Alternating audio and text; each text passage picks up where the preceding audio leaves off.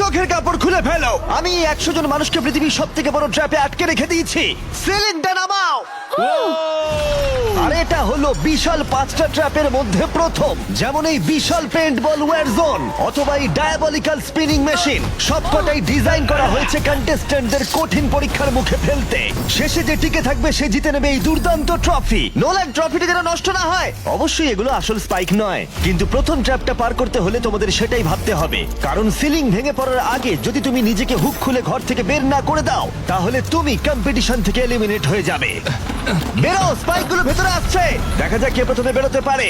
বেরিয়ে এসো, বেরিয়ে এসো, বেরিয়ে এসো, বেরিয়ে যাও। তাড়াতাড়ি করো, তাড়াতাড়ি। চলো চলো চলো, জলদি, তাড়াতাড়ি, সময় শেষ হয়ে আসছে। খেলা শেষ হয়ে গেছে। তোমাদের মধ্যে 49 জন এলিমিনেট হয়ে গেছে আর তোমাদের 51 জন এগিয়ে গেল।